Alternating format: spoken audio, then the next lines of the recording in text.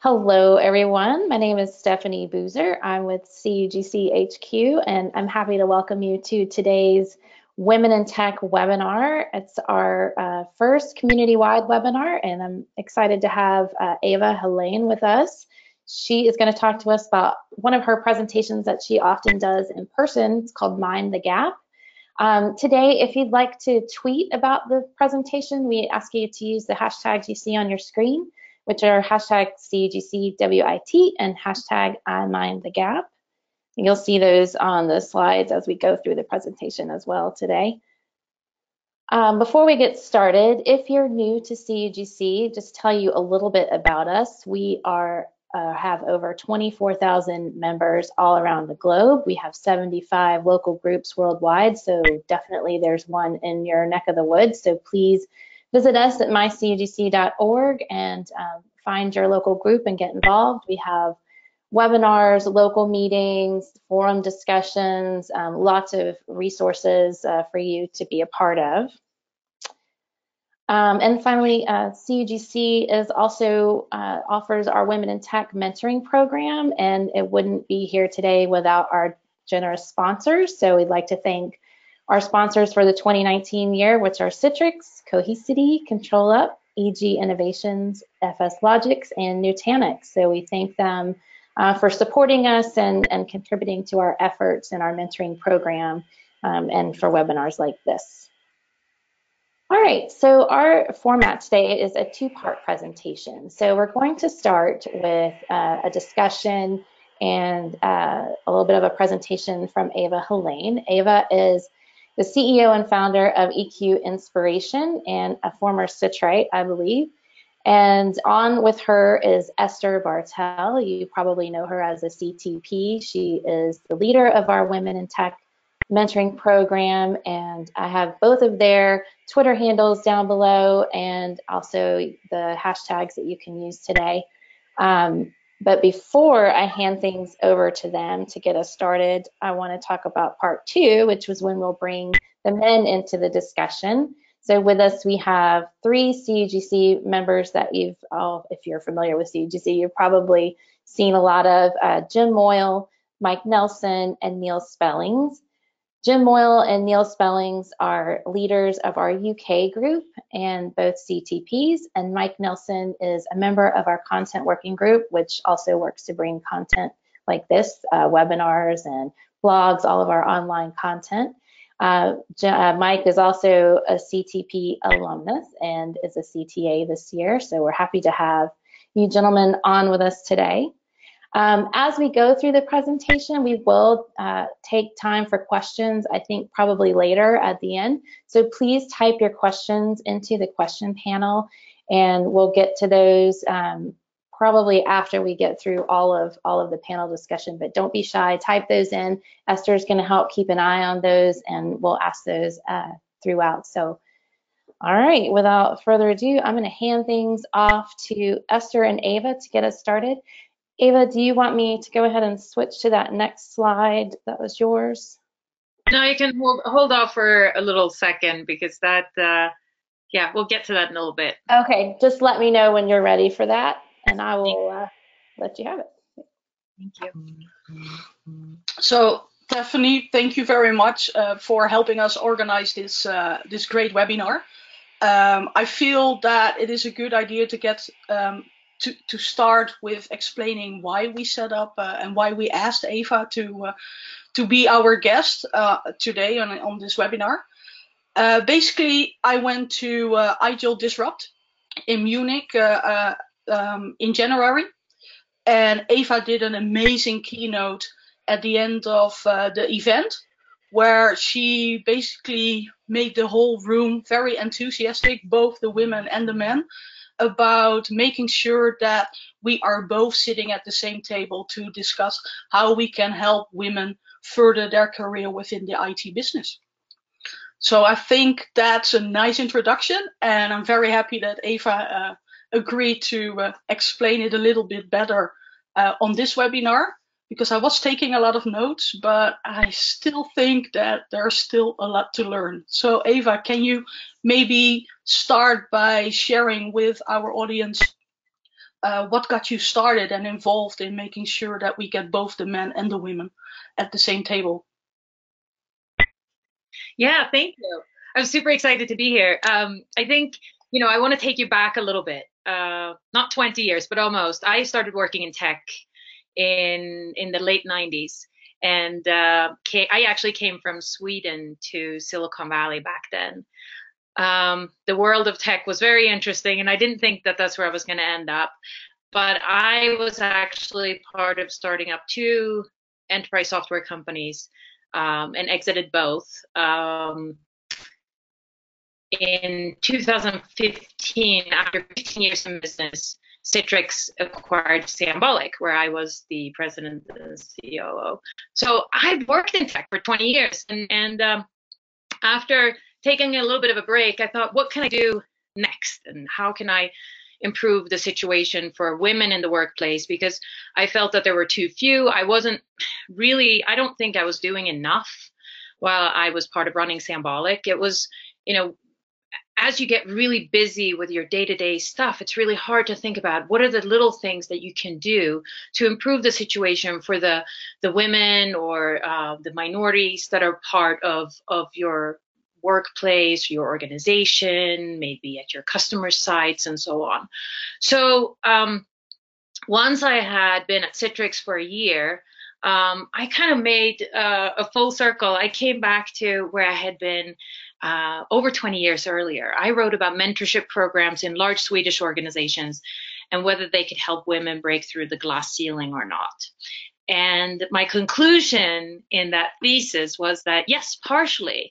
And I still love mentoring programs, so I think we should talk a little bit about that. But anyway, I started going to a lot of women's events in Silicon Valley and in San Francisco and thought, okay, what are women doing? How are they supporting each other? And I felt that there was a huge lack of men at these events. I didn't understand why they were not part of the discussion. So you did notice that? That's one of the things that I always find very weird. Yeah, sorry. I was used to being in a world with all guys, and then I was thrown into this world of all women, which was amazing and fantastic in so many ways. But I thought, I asked some of the men, I said, if I organize something called Women in Tech events for guys, will you show up? And they were, absolutely, we'd love to know how we can help. So I started EQ Inspiration as in-person events where I would invite, a lot of people, and 50 to 100 people would show up. I would have men on stage and do panel discussions with them and ask them about specific things that they were doing to support women. And that's why I'm so excited to have these men as part of our panel discussion here today. And just, for the audience, I've never spoken to these men before, so I don't know what answers I'm going to get, but that's part of the excitement. So this format worked really well. And then I thought, well, how can I reach a broader audience? There's a lot of initiatives that are going on out there, a lot of programs and processes in many of the big organizations that are working very well. But there's a lot of companies, especially around Silicon Valley, or if we look at the storage industry and so on, where not a lot of initiatives are taken. So I actually decided to write a book. So that's what I'm doing. And I don't want to tell people what they should be doing.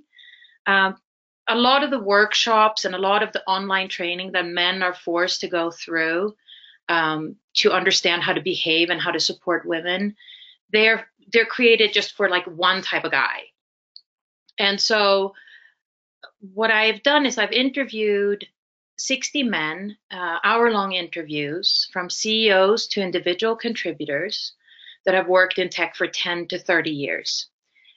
And I've asked them about what they think about equality, what matters to them, and then actual scenarios, how they're helping and supporting women.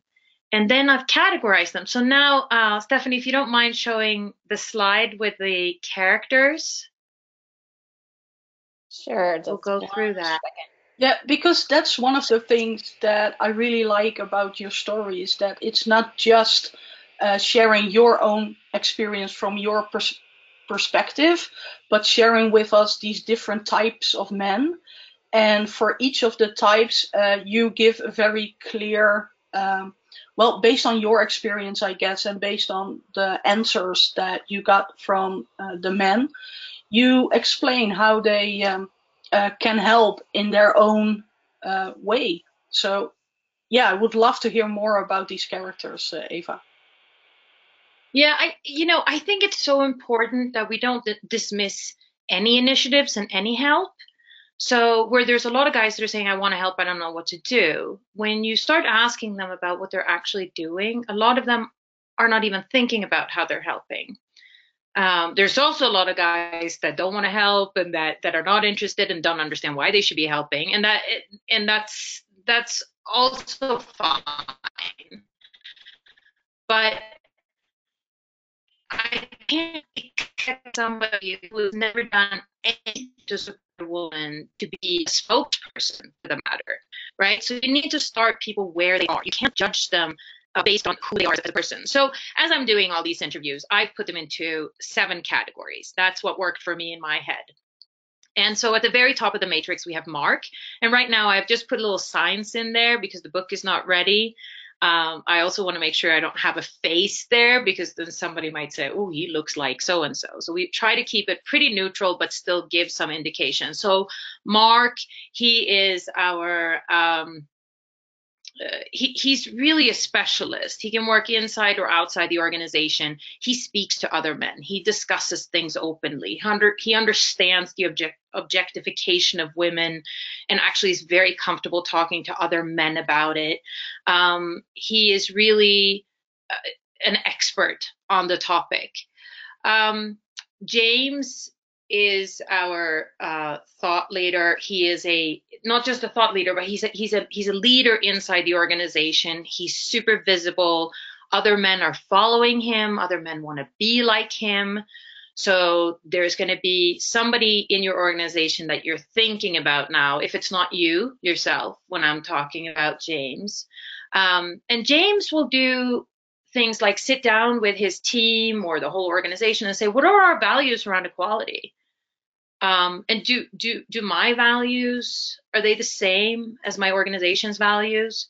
Can we do anything to improve them? Maybe they do an active kind of revamp of values to improve the culture inside the company for hiring, retention, and promotion. Samir is the next character, and Samir is super empathetic, sometimes comes from a minority or a difficult background himself, maybe has experienced what it feels like to be an outsider. Samir is a sponsor, which is going to be a little different than the mentor that we're talking about later. So Samir is, he will make other people visible, and he'll put his own name on the line, and he will sort of identify a woman or somebody from a minority that has potential and really lift them up, make them visible, and work with them throughout their career to move them to the next level. Memo is our mentor. And the reason there's a two-way arrow there is because I always like to think of mentorship as a two-way thing. It's not just the mentee who gets all the benefits from a mentoring relationship. It's very much the mentor that gains from that as well. As we get into mentorship, the trouble with Memo is sometimes he gets a little fearful of how his mentorship is interpreted by others. So formalizing mentorship is usually a very good idea, and not all companies have that.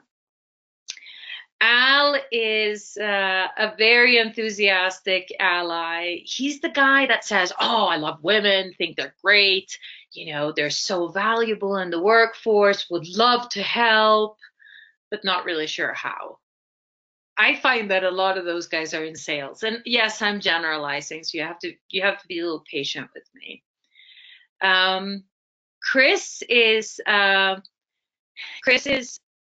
he gets really uncomfortable if he is asked about taking sides on this matter, of course, or if he might be mentoring somebody, but it will be somebody he's very comfortable with. It could be his wife, his daughter, maybe it's somebody on his team that he's become really good friends with, but he shies away if the situation gets too sensitive. And he will not be one that sort of stands up and speaks up on behalf of women in a meeting. He'd rather be a little bit quiet. And then last on our matrix, we have Richard, who goes by his nickname. And he's insecure, and he fears that women are going to take over the workplace. He prefers status quo. And I personally don't work a lot with Richards and try to change them, but they're important as a reference point. And also when I speak to all of the other characters, I ask them, how do you deal with Richard in your organization? How do you handle him? What do you say to him?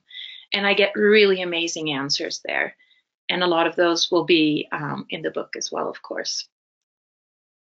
Well, that's an awesome explanation. So do you basically see more Samir's and Memo and Al's, or is it like an equal? No,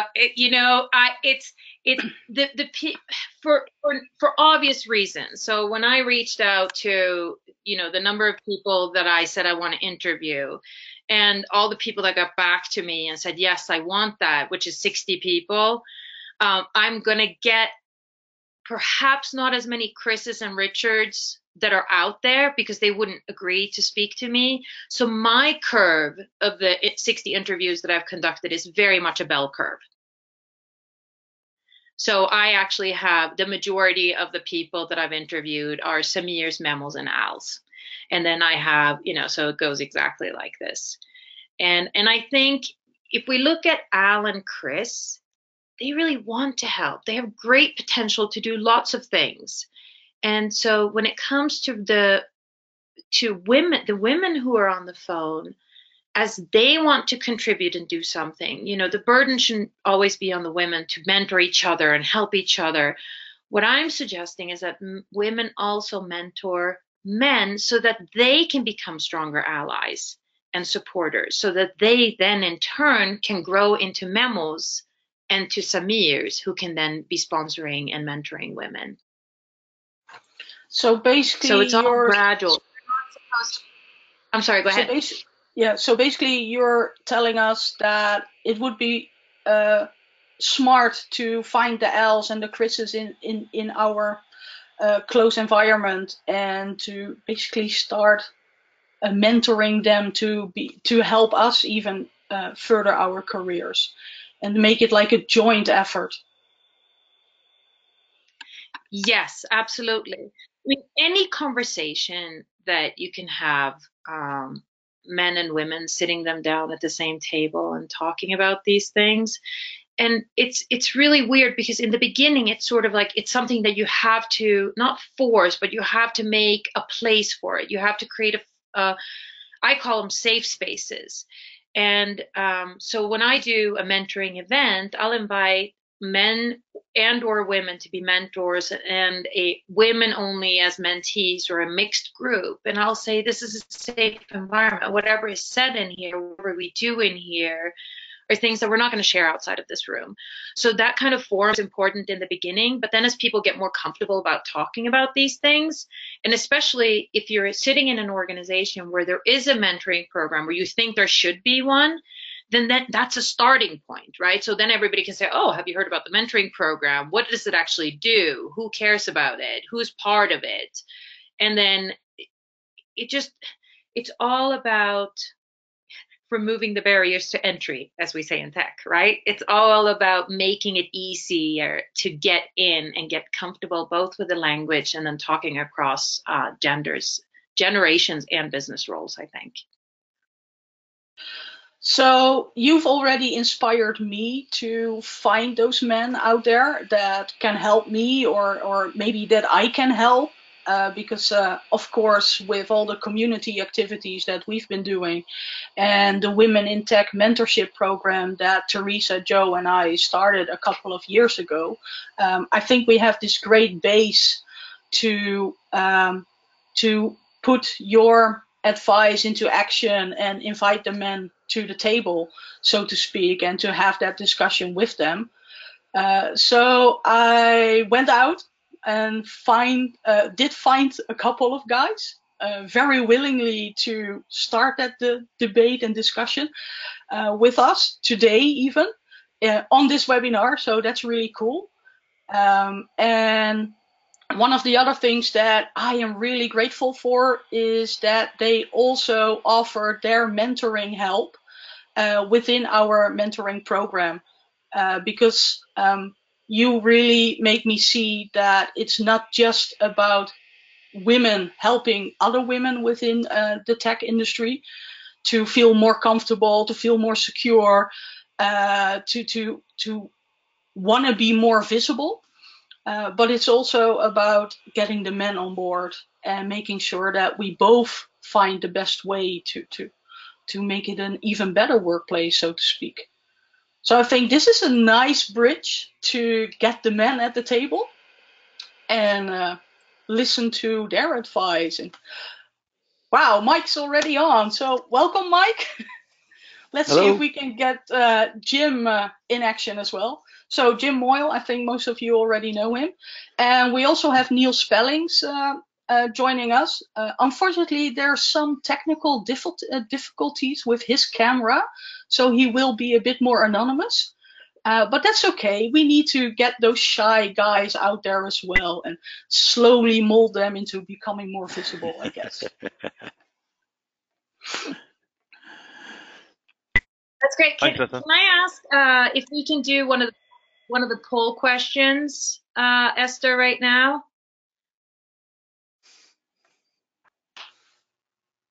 Yeah, I'm gonna look at Stephanie. Can Oh, we do perfect. a poll? Yes. Yeah, you want I to can start see with the poll question Okay. right now. Okay. Anyone? Perfect. So maybe this is also a good moment while everyone is filling out the poll to explain that we have both men and women on this webinar because we made it an open webinar. But you still can ask any question that you want. If you feel uncomfortable, don't worry. I'm not going to mention who asked the question. I'm just going to repeat the question and basically be the one that asks all the stupid questions and try to look smart while I'm doing that. So just type in your questions and let us know what is on your mind as well. Can you guys see the results? I just shared them. Yep. Yes, I can see them. Yeah, no, Thanks. that's super. That's fantastic. Thank you. Okay, should we get started with the panel, Esther? Yes, let's get started because I am dying to know how these guys are feeling about mentoring and helping us women further our careers. Okay. So great to meet you, Neil, Mike, and Jim. I'm super excited to do this, not in person, but still live. Typically, when when I'm starting to understand what people are thinking, or what men in particular are thinking, and to sort of see what can we expect them to do, because like I said, everybody's going to be different and there's nothing strange with that. So I'm just curious, Mike, if have you thought about, like, what does equality mean to you? Like, how would you define it? Well, you need a level set because equality can mean a bunch of different things, right? When you're talking about the gender gap, if you will, the equality portion for me means that there are some females that I look up to that are actually incredibly intelligent and a lot smarter than I am, that, bring home subjects that just, really stimulate the learning part of wanting to understand more. And I feel that when folks understand that it's not about being, a man or a woman, it's about, what you have up here, what you really are, going around in your head. It really kind of, plays back to understanding better that from a technology standpoint, it's moving so fast now in our field. Everything moves at lightning speed. So not everybody can know everything. And like I said, I've met some women that just have taught me so much. But I also will say that I feel that equality also stretches across other avenues of diversity and inclusion. There are other things that I'm involved in, with Microsoft and with some other vendors of trying to include everyone, and not just the male and the female. But I think equality, you have to look at it from a really broad scope. Yeah. Jim, do you have anything you want to add to that? I'm still, the reason the definition of equality, or in this case, gender equality, is important is because it gives us all sort of a common language, a starting point. Was there anything that came to mind when he was talking? Yeah, I mean, I think that Mike is talking from a very personal point of view in terms of the people that he knows and the way he acts. For me, equality is simple. It's equal representation and equal pay from the very start to the very top in the board. And until, if we look across the industry and across all industries actually, but let's keep it to tech, right? Until you have that 50-50 representation, we don't really have equality. Yeah. So if we use kind of both of those definitions, which is really, I mean, Mike is talking a lot about respect, right? And equal respect and respecting each other for who we are, no matter what background, what preferences, what experiences we have. And you're talking about the representation and the pay. Neil, do you think that we have equality in tech today?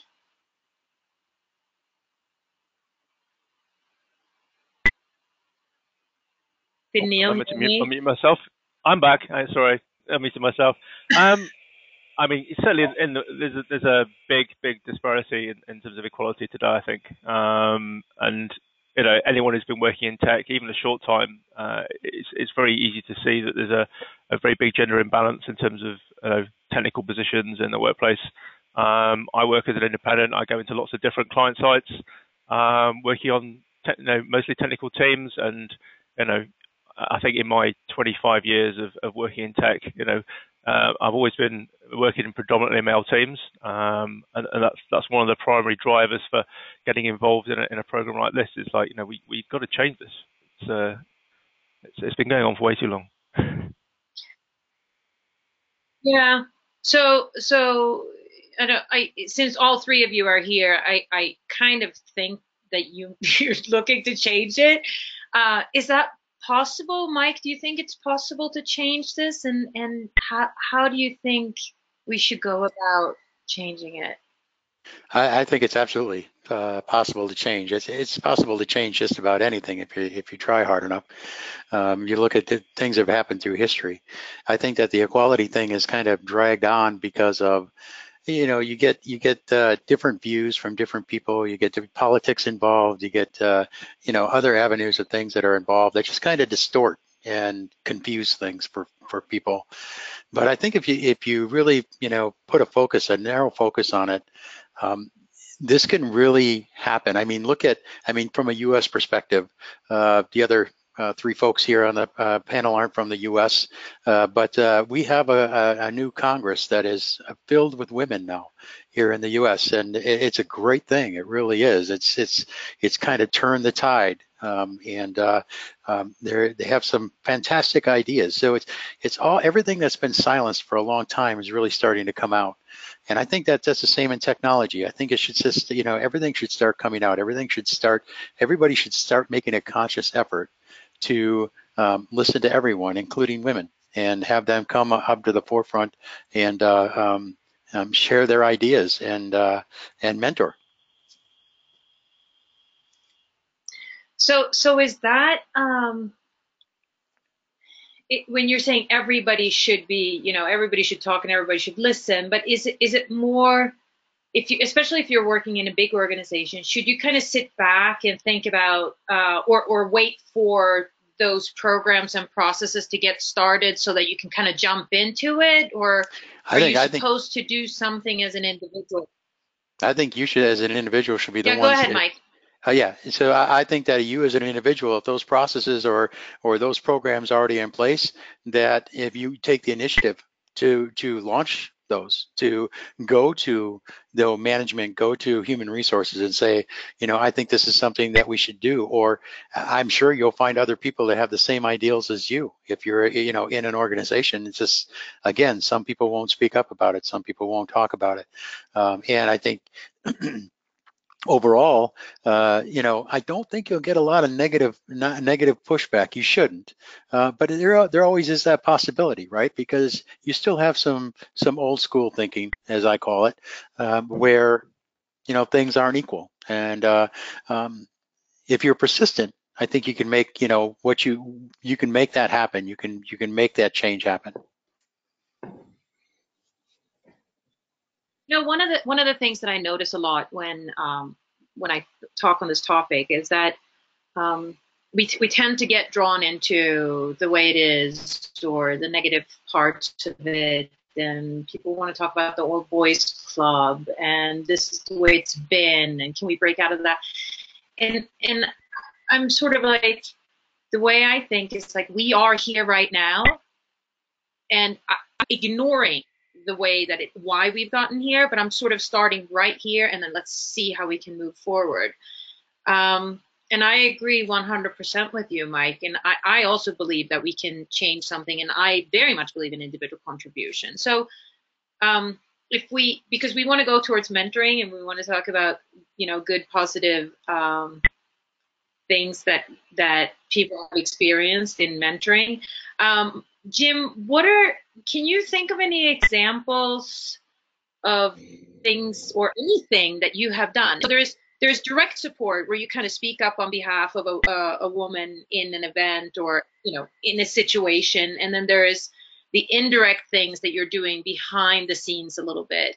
But either or, can you think of anything or any time that you have kind of supported a woman directly or indirectly? I can, and one of the things I wanted to talk about here was so the hardest thing. Looks mentoring a woman who's excellent and is wonderful at her job. That's the easy, right? That's super easy. The thing that I found to do the hardest is, particularly when you're in a room which is all men, and somebody will say something that is misogynist or sexist or derogatory. And there's this kind of feeling in the room that, okay, there's no women here. That's kind of allowed for somebody to say that. And to be the person who stands up and says, actually, that's not okay. Why are you saying that? That's very hard because it goes against the feeling in the room. But I found it very worthwhile in terms of my self-respect. In the first company I tried it, I ended up being the weird one who always says something about equality, so better not say it around Jim. So I'm not quite sure how much good I did, but you got to try. But going against that sort of, like I said, the feeling, I think it's really hard. I think you have to have a lot of confidence, and it's a very risky thing to do that. And I would encourage all men to pick people up on this kind of language whenever you find it, particularly in the workplace. Thank you. I think that's a wonderful example of that's indirect support, right? You're doing it when a woman is not present.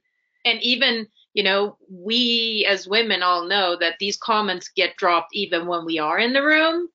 And having one guy and not always having to speak up for yourself and say, hey, dude, that's not really okay. You can't talk that way around me.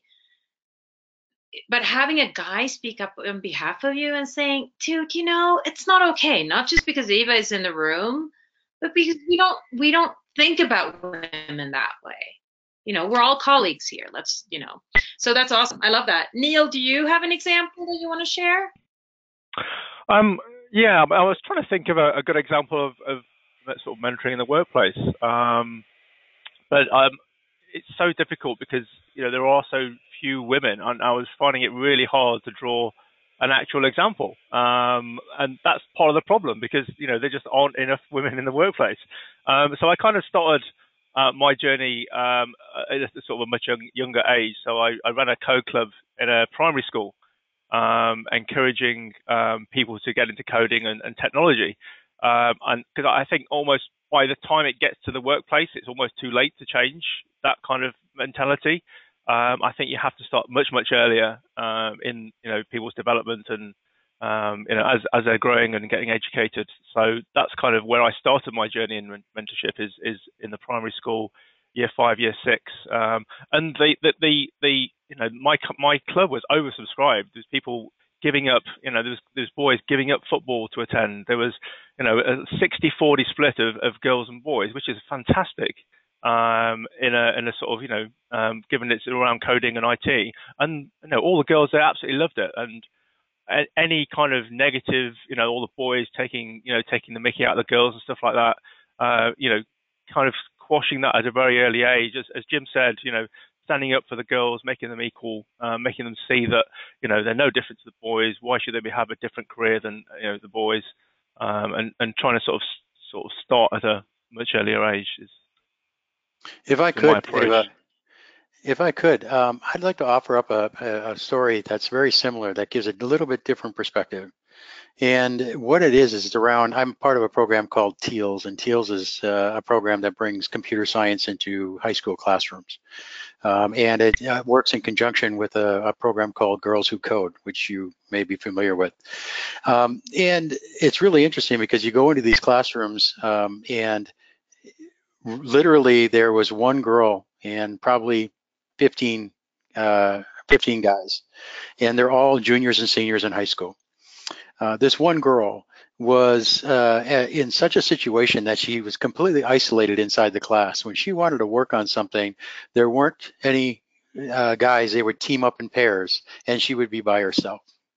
And I just thought, I didn't understand what was going on. So I went up and I talked to the teacher about it. The teacher told me about, well, they have a certain number, and she had to be put as a third person on the team, so she kind of felt like an outsider. I went up to her and I said, hey, I would love to, sit down with you and help you out with this stuff. And she was really shy. She was really like, yeah, nobody, like, kind of holding back. But what happened was that I sat with her for a few classes, and there was another boy in the class who took notice of that and actually came up to me and he said, Mr. Nelson, would you mind if I worked with her? And I was like, absolutely, absolutely. I mean, I said, we have to talk to her and make sure it's okay. But the thing was that he would not take that step. He would not, take that initiative. He wanted to, but he wouldn't take that initiative until I had actually sat down with her for a while. So even starting at that age, we really have to start impressing,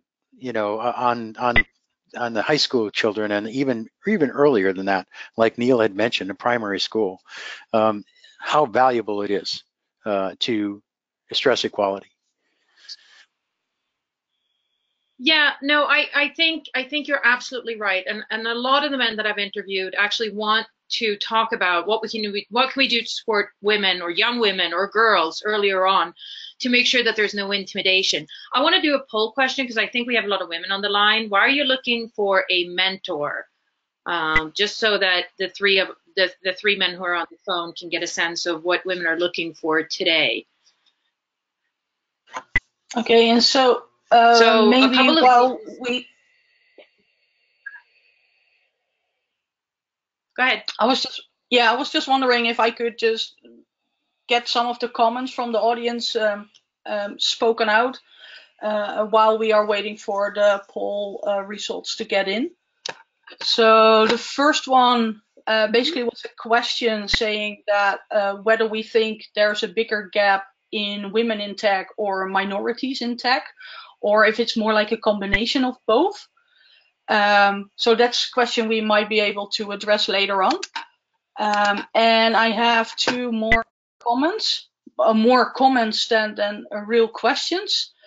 And one of the women is stating that the main reason that she doesn't care as much about tech functions or the social events, is that there are so few women attending those events that you really stick out of the crowd. And that makes you, in some cases, feel uncomfortable. So I totally understand that, because I've been living that for the last couple of years, even going to the Dutch Citrix user group, my local user group in this case, where I've been mostly the one tech girl in an audience of like 100 guys. And I think for me, it might be easier because I've been working with guys my entire life. Or working life, so to speak. So I feel more comfortable basically around men than around women.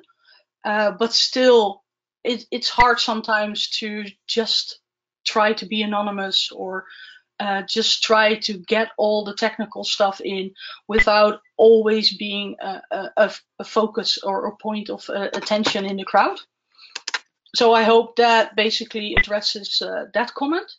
And maybe we can work in the mentorship program to see how we can improve those situations, and work on how you feel in those situations. And another one that I really wanted to mention is that one of the guys said that Jim made a wonderful example of indirect support in a room of all men. And speaking up against other men is extremely risky. And though it is the right thing to do, it can adversely affect that man who speaks up. This is an important point. And he really respects Jim that he did not make this sound like an easy decision to make or take action. So that's one for you, Jim. Thanks for that. You know, I think so too. I think it's wonderful. And I was one of the stories in the book is there's one guy who describes how he goes over to China for a big customer meeting. The point with China is just that like they have the whole team from the US flying in. It's a big deal. They're getting in with a customer. It's a big customer.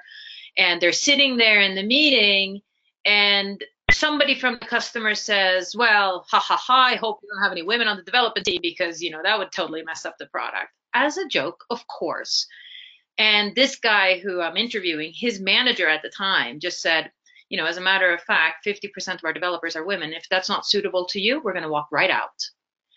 And, you know, these instances and these comments, the more times that men speak up and say these things, the more comfortable the next guy will be to do it. So we obviously need that as much as possible. I just want to go back to the poll. As you saw, the majority of the people who answered really want to learn from your experiences. And that kind of tells me that we have a very technical audience, as it should be.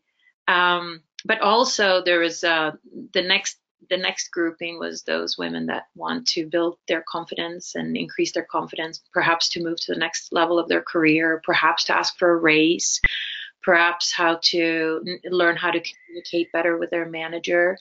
So I think, Esther, I would love to get into the details a little bit more of what mentoring programs actually can look like based on you know, both the experience of the three men that we have on the phone and maybe a little bit around, you know, the experience that you have with a mentorship program that you've had for women so far. In my experience and what I'm hearing is that when there's not formalized mentoring programs, there is a little bit of fear for being misinterpreted when you're mentoring a woman. And let's think outside of the box. Like you guys brought up a couple of great examples from the world of, you know, students where you are actually contributing and you're making a difference. And that's a fantastic example of mentoring. But if we think about the workplace, or we're thinking about the women that you, or when I say women, I really want you to understand that I don't mean just women who look like me, who are white women. You know, I mean women of all colors, and I really mean all minorities as well. That's really important to understand that. So when you identify somebody in the field, meaning at a customer site, somebody from a different vendor, somebody who you come across at a trade show, somebody who works with you or on your team or in your organization. It can be any of those. Is there anything there that, and we can do a poll also, is there anything that makes you hesitate? So let's ask that question first, and then the three of you can think about perhaps what is it that would make you hesitate, and what would we tell the guys that are hesitating to supporting others?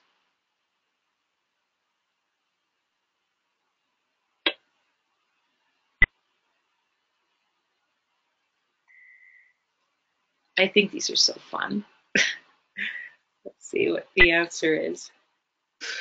Yeah, I'm really interested to know the answer to this one, because I think so far our mentorship program has focused on one-on-one sessions between the female mentee and the female mentor, to build basically on that confidence, because sometimes it's so easy to just have another woman on the call that when you describe a situation just goes like, oh yeah, I've experienced the same thing, and listen, this is what I learned, or this is what I did. And I think that's a very important part of our mentorship program. But I also realized, especially after your keynote, that it's also very important to not just have it an exclusive female program or a women-focused program, because there's also a lot we can learn from these men.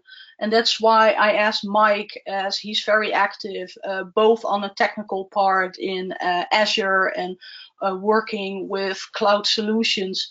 And as he said, also in other communities. So I think we can learn both the technical stuff from Mike, but also how you can become more visible, or what you can do to be more active in the community. And I feel both Jim and Neil can also contribute on that, because they are local leaders of a user group. So they've already experienced and mentored even both guys and both women, because they've mentored me as well in becoming better speakers at public events, or just be more out there and be more comfortable expressing your technical knowledge. So I'm already grateful for having these guys, even if they're not maybe aware of it, mentor me and make me feel more secure about myself and my knowledge and what I have to offer. And at the same time, now be able to have other mentees benefit from that as well. So very much looking forward to that. Yeah. Neil, you saw that the top percentage there in the poll was not sure who that would be, right? And that was one of the things that you were saying. There are not enough women around, so I don't know who I should be mentoring. If we brainstorm a little bit around that concept and think, like I said, outside of our like immediate zone of people that we're working with, can you think of any other places that you think you could find somebody to mentor? I think we've got a lot of good frameworks to start with. So obviously there's the CUGC organization, where there's a good membership database and a good way of communicating out to people working in tech. There's other Citrix programs like the CTP program, the CTA program, and certainly I've encouraged people who have been CTAs to apply to be CTPs as well, and attend more user group meetings and improve their visibility and get their name out there. And again, as Esther said, my experience has been very similar, with very few females attending user group events and things like that. So I think having a sort of a more formal framework is great, because it gives you somewhere to go to say, I'm either interested in being a mentor, or I'm a mentee, and I want to find a mentor, and just how do I go about it? There's not that much information out there. So I think something like the CUGC organization and promoting that and creating that framework is certainly a good place to start. Jim, can you think of any other forums? I think those are all great examples. I'm going to disagree slightly with Esther and Neil in that I think that some of the community events, they do have more women in them than perhaps I see in the workplace. I don't know why that tends to be. Maybe it's just the type of places that I work. But most of the women that maybe I've helped out or given advice to, or have given advice to me, I've found in the community events.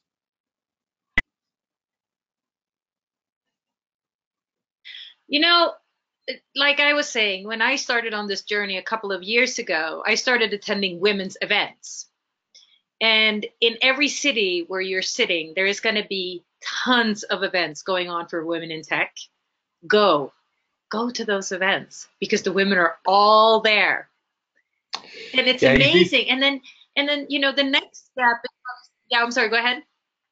So one of the things that was lovely about when I first heard your talk was that I finally felt invited to the conversation, whereas previously I'd felt very much like I would be intruding, almost like I didn't have a right to be there, because if you've got an event for women where they're being very supportive, who needs another white middle-aged man coming along to tell you what to do? Right? And I never want to be that guy. So it's difficult to sometimes intrude, as it feels, on those events. Well, I think, I'm wondering if I had a poll question on that. No. Okay, so tell you what to do. See, that's the key thing. Mentors, are they supposed to tell the mentee what to do?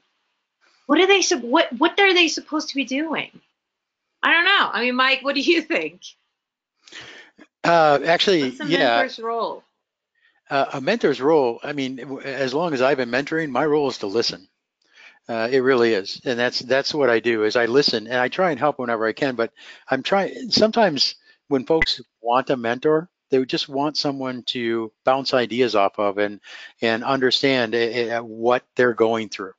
But there are other times when you actually start getting in a collaborative thing where they're asking you, "Hey, how do I be better in the community? How do I advance myself? How do I get myself out there? How do I brand myself?" and so on and so forth. So I can definitely offer suggestions there, but I have to say, most of the time I'm just listening.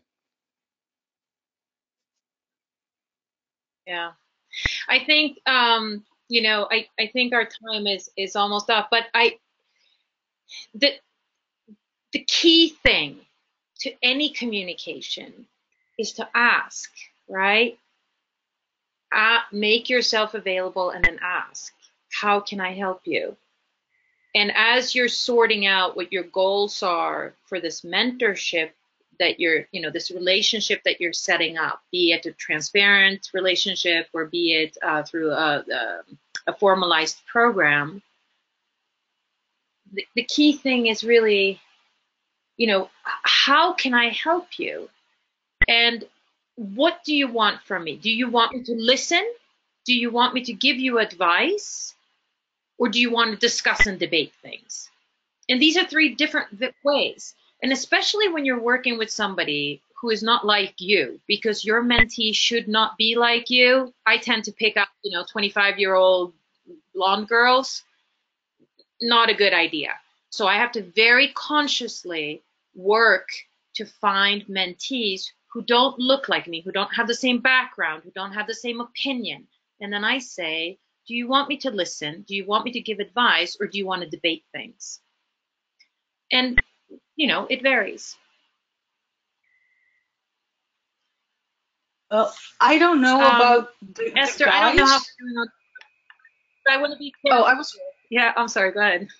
Yeah, I was saying, I don't know about the guys, but your advice, and as Mike is saying, to just listen, sometimes is not so easy.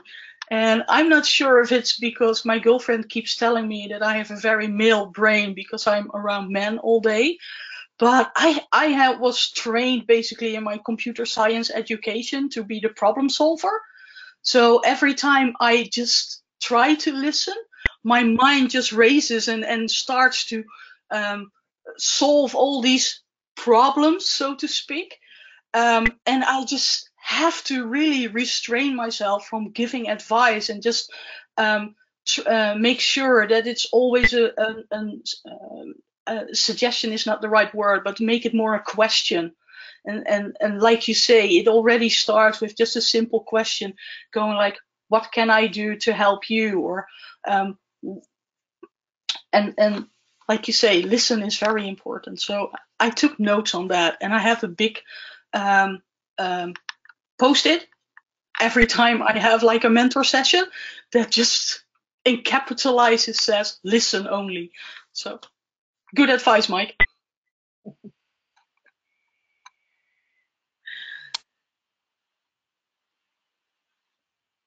Okay. I had one last slide on mentorship, just a few things. Do you want to put that up there, Stephanie, so we can kind of end on that? So like I said, the first point is really formalize the program in your organization. And if that's not possible, like if HR won't do anything, then at least make sure it's as transparent as possible. And by that, I mean, I'm mentoring. This is my mentee. This is why we have coffee once a month. There's, nothing strange about it. Don't choose mini-me is an important one, I think. Commit to your level. And by that, I mean, don't overextend yourself. Don't think of mentorship as a burden. This is really a fun two-way thing. So if you find a mentee and you say, I'm so busy at the end of the year, but I would be happy to do this for a month and then resume again, after the holidays or whatever it might be. And if you feel like you want to take on somebody for a full year and work with them once a month, for example, then that's a great way to do it. But make sure you understand from the beginning what your expectations are of each other. And then during the first meeting, make sure you set goals and follow the plan. Because like with everything else, it's like any project, right? You're working with each other and you need to set goals so that you're both in agreement. And then, like I said, ask how to best support the person that you're working with. It's not rocket science.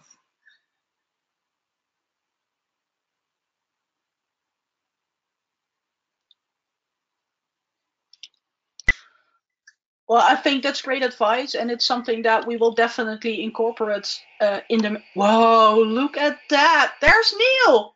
Hi. Just like 2 seconds before we have to close down the webinar.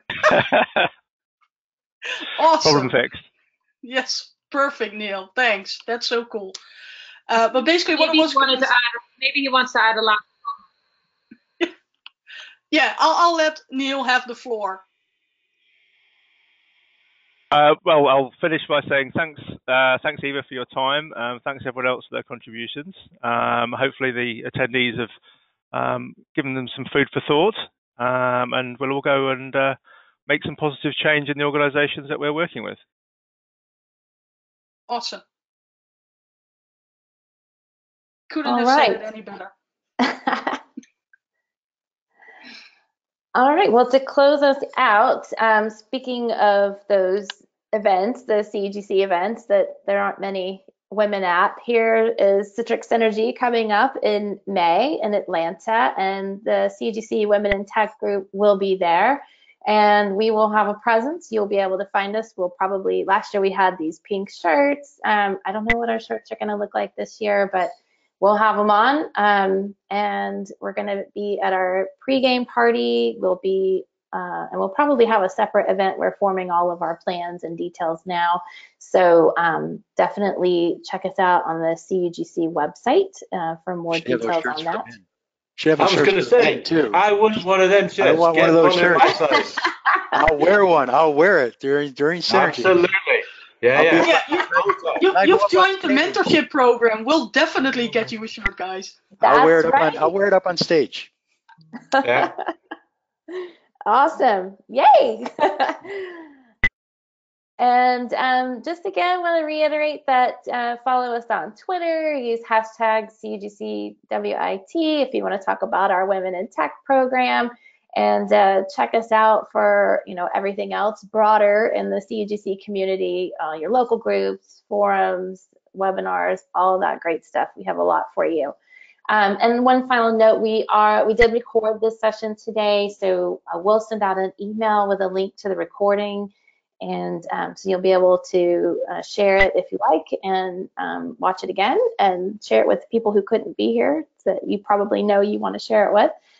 And then finally, just thank you. Thank you to everyone who could be here today. Thank you, Ava. I love that you were able to do this for us today. Esther, thank you for bringing Ava to us and recruiting Mike and Jim and Neil. And thank you guys for being such awesome panelists today. We really loved hearing all of your insights and everything that you had to say today. It was really great. So appreciate all of you being here. Thank you so much. All right, everyone. Well, I hope you guys have a great rest of your day. Those of you over in the Netherlands and the UK, it's time for you to enjoy your evening. The rest of us will get back to work, I guess. And we'll see you guys at mycugc.org online. Take care, everyone. I've just realized I've had a massive peacock over my shoulder. Well, you know, you're very confident. It's fine. It's fine. We're all good. Bye, everyone. Right, thank you so much. Thank you.